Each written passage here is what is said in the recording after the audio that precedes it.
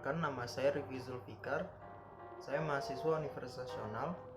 Pada kesempatan yang berbahagia ini, izinkan saya mempresentasikan tugas setelah UTS, yaitu tugas 2 mengenai materi yang telah diberikan oleh dosen saya, yaitu Pak Agung, tentang pembelajaran 9 sampai pembelajaran 15 yang akan saya presentasikan di dalam video ini secara singkat. Oke, yang pertama, pembelajaran 9 tentang marketing information system dan sales order process. Marketing information system merupakan suatu terdiri dari orang-orang, peralatan, dan prosedur-prosedur untuk mengumpulkan, menyortir, menganalisis, mengevaluasi, mendistribusikan informasi yang tepat, waktu, akurat, dan dibutuhkan kepada para pembuat keputusan pemasaran. Dan sales order process adalah dokumen konfirmasi yang dikirim ke pelanggan sebelum memberikan barang atau jasa. Pertanyaan strategi marketing. Yang pertama itu ada produk apa yang harus dibuat, lalu berapa banyak yang harus dibuat untuk setiap produk. Yang ketiga, bagaimana cara terbaik mempromosikan dan mengiklankan produk yang dibuat. Yang keempat, bagaimana mendistribusikan produk yang dibuat agar kepuasan pelanggan itu maksimal. Yang kelima, berapa harga yang harus ditetapkan untuk produk dibuat. Oke, lanjut ada sales process. Di sales process ini yang pertama itu ada sales quote, yaitu penawaran harga kepada customer. Lalu setelah kita dari sales quote menuju ke sales orders, yaitu pesanan penjual dari customer. Setelah itu ada warehouse. Warehouse datanya itu, barangnya itu di packing list, dan di shipping labels, dicetak pada bagian sales dan diberikan kepada bagian warehouse untuk dilakukan picking, packing, dan delivery. Lanjut, data dari sales order akan menjadi dasar untuk pembuatan invoice. Umumnya koreksi terhadap invoice diperlukan terkait dengan partial shipment ataupun perubahan lainnya terkait dengan perubahan pada sales order.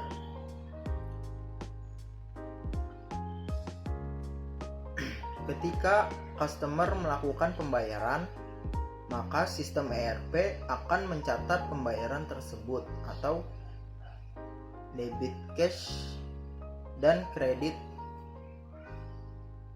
Customer yang membayar di bawah 10 hari mendapat diskon 2%.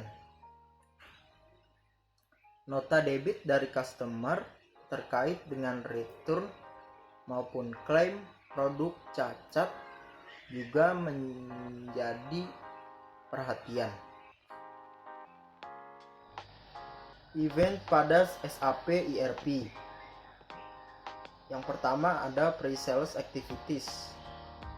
Langkah pertama pada SAP ERP Sales and Distribution Process adalah pre-sales activities. Customer dapat bisa menawarkan harga melalui inquiry ataupun question.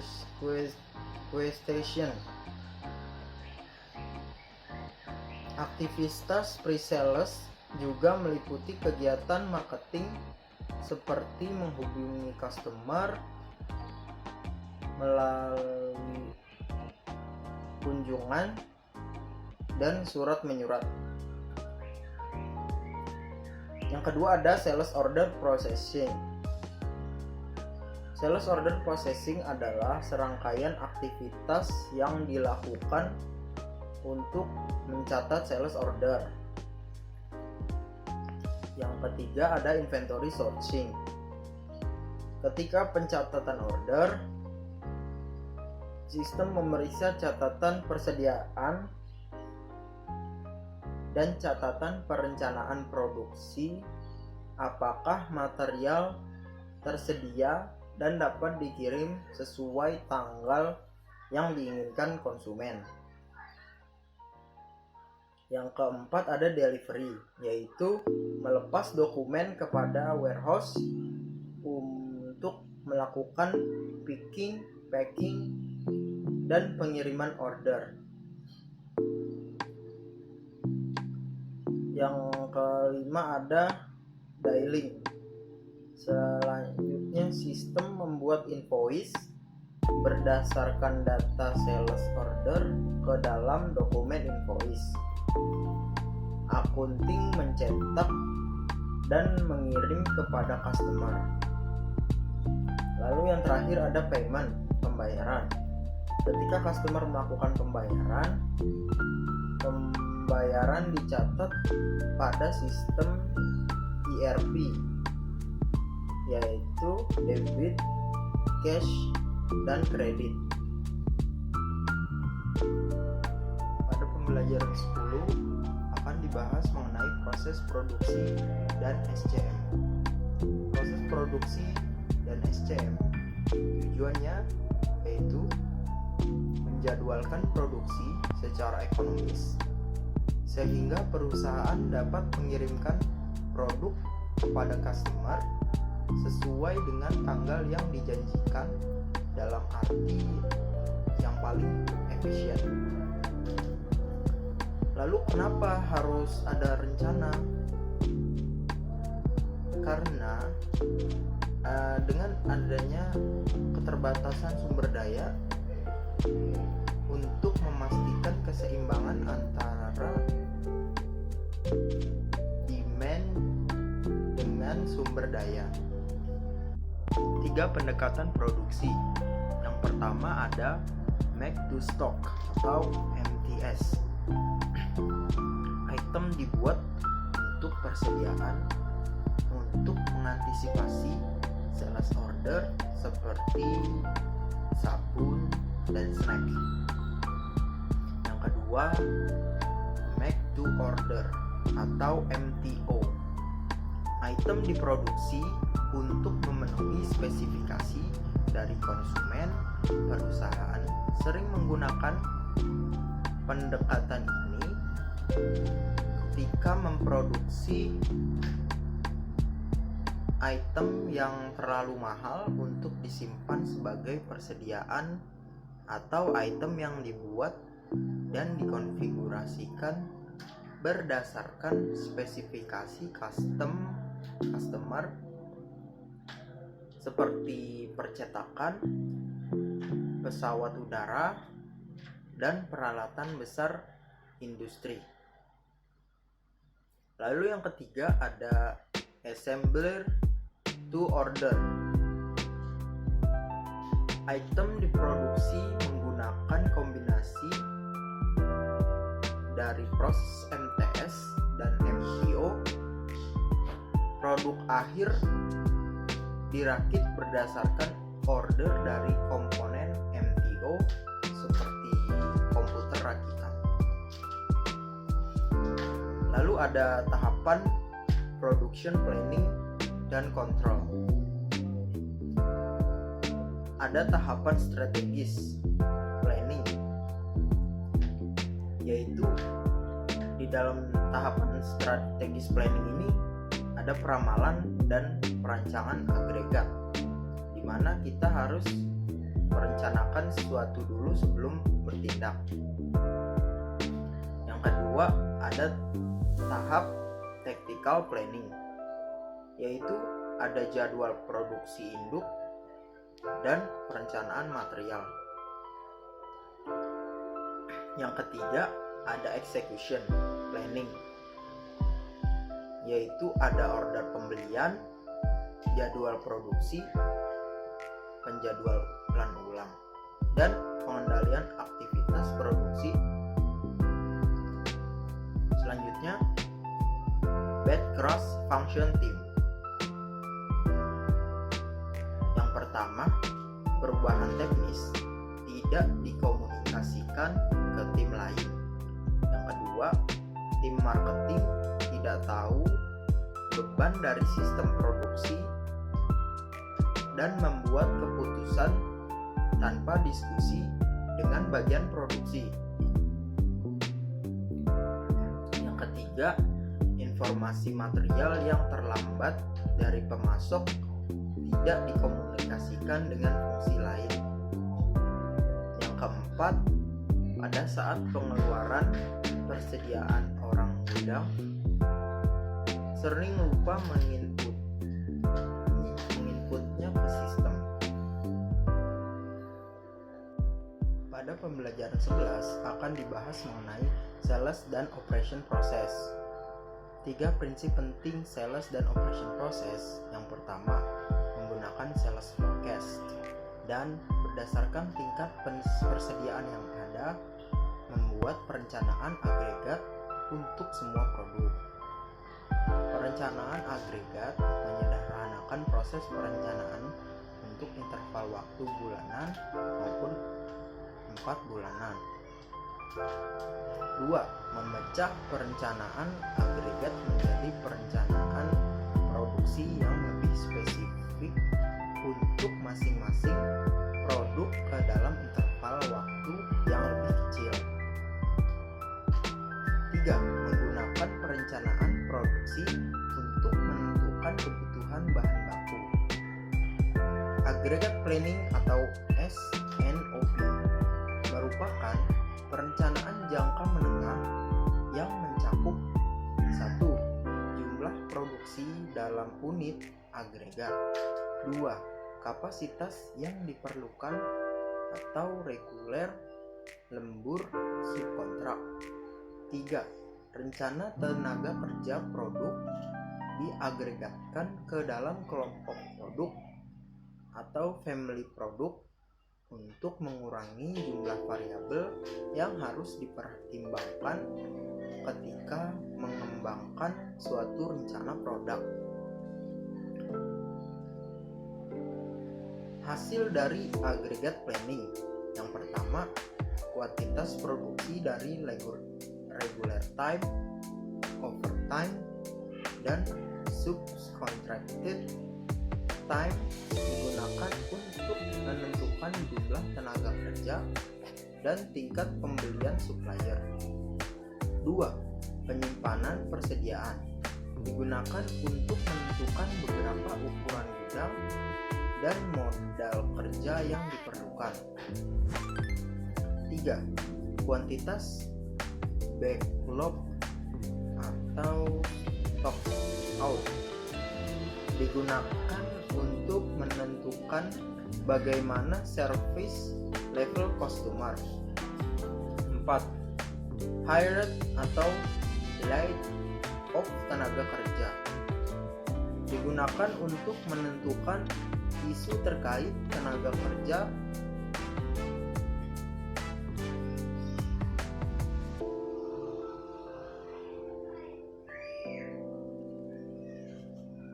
4. Hired atau laid off tenaga kerja digunakan untuk menentukan isu tenaga kerja yang akan dihadapi. 5. Increase atau decrease machine capacity digunakan untuk menentukan jika peralatan baru perlu diadakan. Selanjutnya, production planning pada SAP ERP. Yang pertama, sales forecasting, kegiatan untuk memprediksi kebutuhan produk perusahaan ke depannya. Yang Yang kedua, sales and operation planning. Kegiatan menentukan apa yang akan perusahaan produksi. Yang ketiga, demand management. Perencanaan produksi dipecah menjadi unit waktu yang lebih kecil, seperti mingguan, harian, untuk memenuhi kebutuhan masing-masing produk secara individual. S&OP pada SAP ERP. Yang pertama, input ke proses ini berasal dari sales forecasting yang disediakan oleh MS. 2. Output dari langkah ini adalah untuk menyeimbangkan demand dengan kapasitas produksi. 3. Production plan menjadi input bagi langkah berikutnya, yaitu demand management. 4. Tujuannya adalah membuat suatu perencanaan produksi yang memenuhi demand tanpa melampaui kapasitas dan tingkat persediaan yang tidak terlalu tinggi dan tidak terlalu rendah. Langkah ini membutuhkan penentuan dan pengalaman.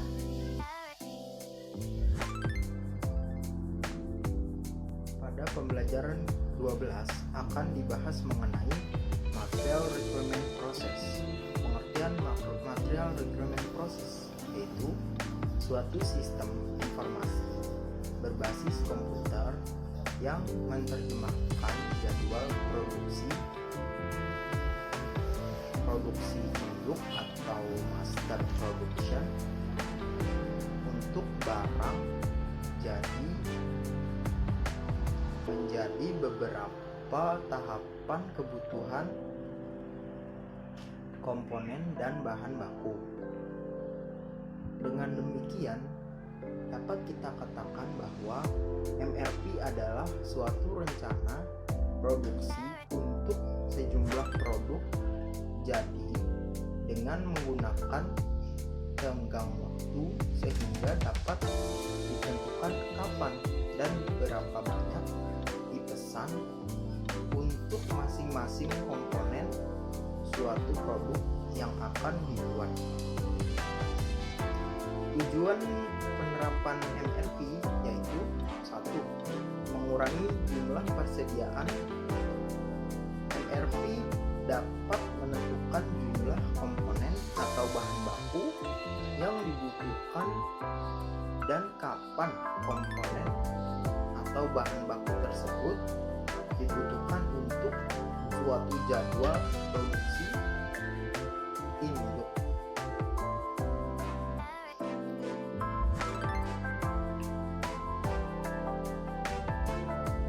Yang kedua, mengurangi waktu tenggang produksi dan pengiriman ke pelanggan.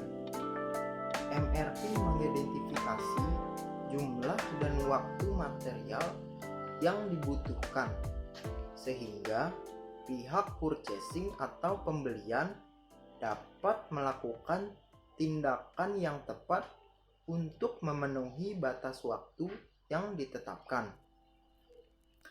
Dengan demikian, MRP dapat membantu untuk menghindari keterlambatan produksi yang dikarenakan oleh material. 3. Komitmen pengiriman yang realistis kepada pelanggan. Dengan menggunakan MRP, pihak produksi dapat memberikan informasi yang cepat terhadap kemungkinan waktu pengirimannya. 4. Meningkatkan efisiensi operasi. Dengan adanya MRP, setiap unit kerja dapat terkoordinasi dengan baik sehingga dapat meningkatkan efisiensi operasional setiap unit kerja pada perusahaan yang menerapkan MRP. Lalu ada 3 input penting pada material requirement process. Yang pertama, Material Production Schedule atau MPS, yaitu suatu perencanaan yang terdiri dari tahapan waktu dan jumlah produk yang diproduksi oleh sebuah perusahaan manufacturing.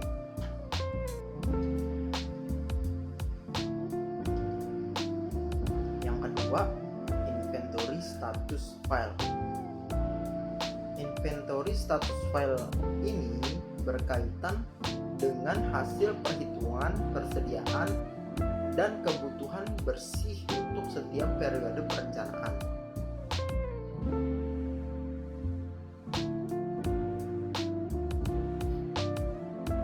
Ketiga, Bill of Materials. Bill of Materials adalah sebuah daftar yang berisikan jumlah masing-masing bahan baku, bahan pendukung, dan semi produk yang dibutuhkan untuk membuat suatu produk jadi. Pada pembelajaran 13 akan dibahas mengenai detailed scheduling. Detailed scheduling digunakan untuk menentukan sumber daya dan tanggal atau waktu untuk melakukan operasi dengan mempertimbangkan ketersediaan sumber daya dan produk. Detailed scheduling adalah proses yang rumit. Untuk semua order dihitung berdasarkan routing file, lot size, dan work center files.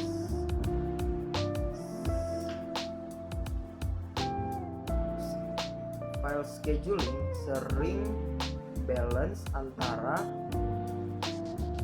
yang pertama long production run, di mana mengurangi kehilangan kapasitas akibat setup peralatan dan mesin. Yang kedua, short production run, di mana menghasilkan tingkat persediaan yang rendah. Aktivitas detailed scheduling. Yang pertama, scheduling, di mana melepas operasi kepada sumber daya pada suatu tanggal atau waktu tertentu. 2. Rescheduling, di mana mengirim operasi yang sudah terjadwal kepada tanggal atau waktu atau sumber daya yang berbeda. 3. Deallocating adalah mengeluarkan operasi terjadwal dari jadwal sumber daya. Selanjutnya, Product Activity Control atau PAC merupakan teknik dan manajemen kapasitas yang digunakan untuk mengendalikan operasi produksi. PAC memiliki dua konsentrasi utama, yaitu 1. Priority control, 2. Capacity control.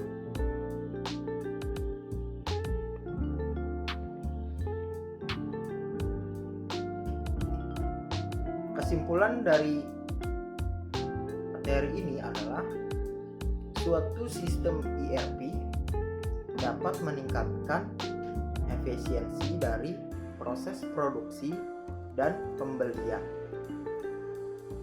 dimulai dari marketing, berbagai data forecast.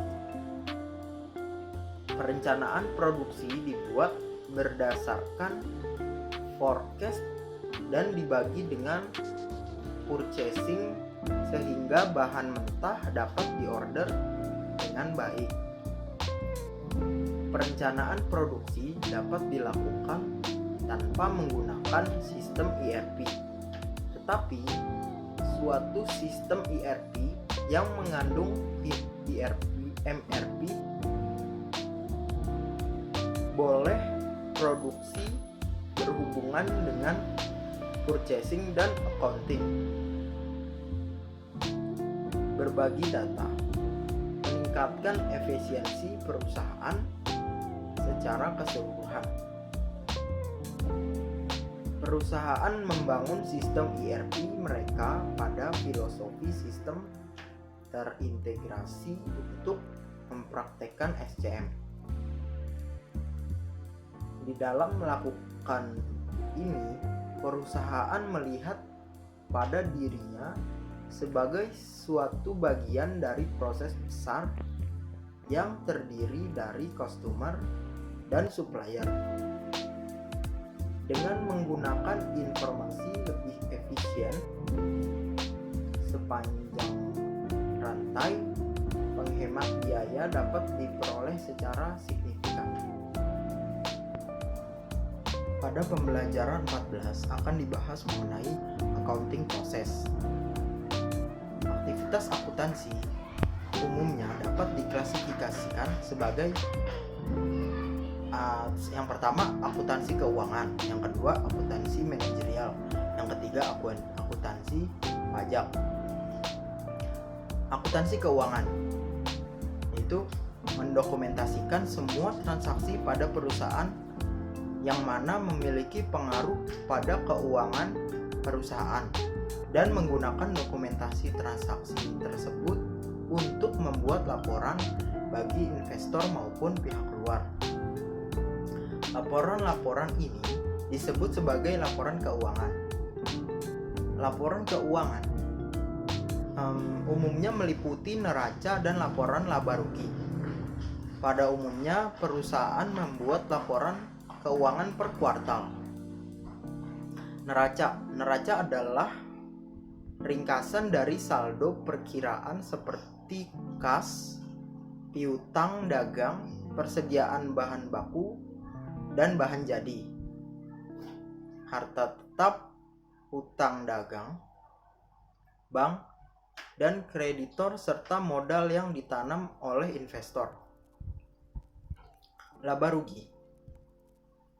Laporan laba dan rugi menunjukkan pendapatan dan biaya dan laba atau rugi untuk suatu periode waktu, biasanya periode waktu per kuartal.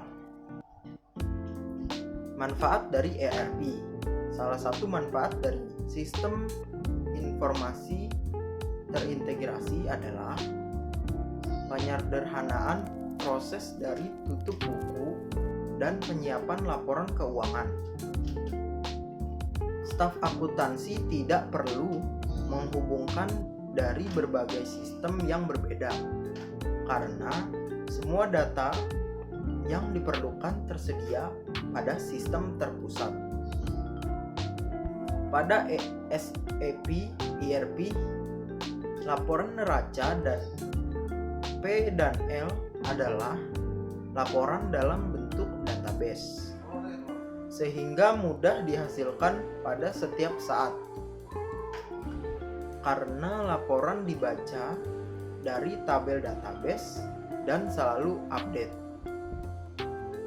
Pada pembelajaran 15 akan dibahas mengenai human resource process. Fungsi human resource pertama menarik, memilih, dan merekrut karyawan baru menggunakan informasi dari lamaran, referensi, dan interview.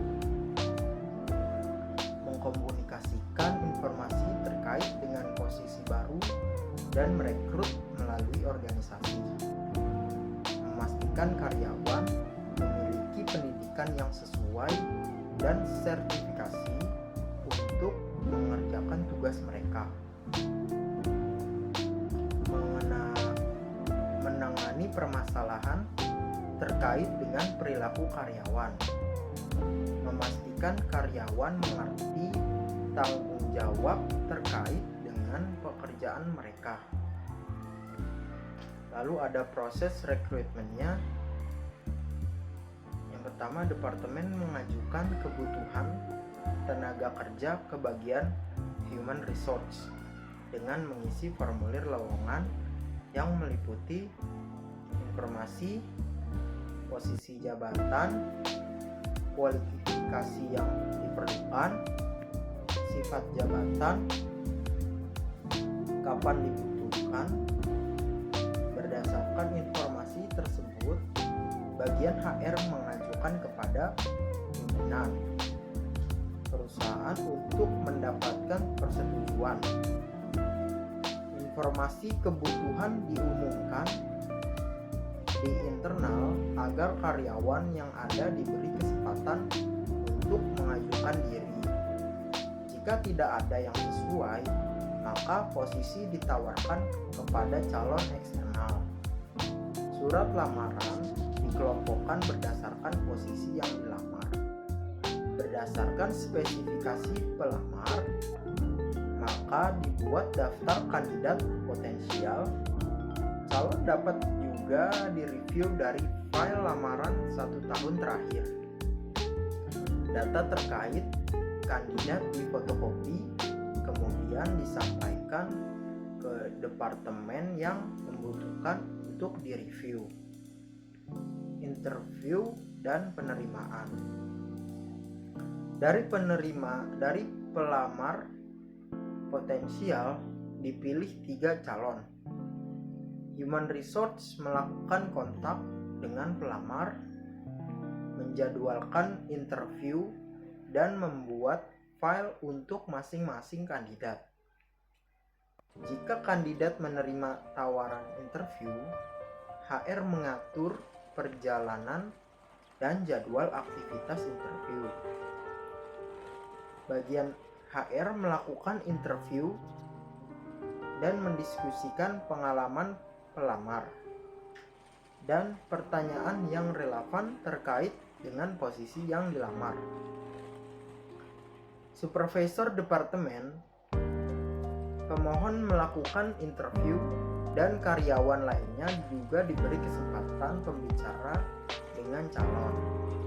Untuk jabatan yang lebih tinggi dapat diinterview pimpinan manajer maupun pimpinan perusahaan. Dari hasil interview, bagian HR mengupdate file terkait apakah kandidat sesuai. Pada kasus tertentu diperlukan lagi interview yang kedua. Bagian HR dan perwakilan departemen meranking peserta. Jika ada calon yang dapat diterima, bagian HR menyampaikan secara lisan kepada calon. Jika calon menerima, suatu saat panggilan pemeriksaan kesehatan. Jika semuanya sesuai, maka surat penerimaan dikirim termasuk tanggal masuk kerja. Bagian HR menjadwalkan new employee orientation. Jika tidak ada calon yang sesuai, maka proses rekrutmen dimulai kembali dari awal. Untuk penilaian karyawan, setelah karyawan diterima, bagian HR tetap berkomunikasi dengan departemen terkait untuk memastikan karyawan tersebut memiliki kinerja yang baik. Secara berkala dilakukan penilaian karya untuk karyawan maupun karyawan baru. Penilaian ditandatangani atasan dan bawahan. Jika ada ketidaksesuaian, maka perlu dicantumkan. Dokumen penilaian di file untuk masing-masing karyawan. Jika kinerja tidak sesuai untuk jangka waktu tertentu, maka file digunakan untuk memperkuat mengapa PHK perlu dilakukan terkait dengan kemungkinan karyawan menuntut perusahaan. Demikian presentasi dari saya. Kurang lebihnya mohon maaf. Wassalamualaikum warahmatullahi wabarakatuh.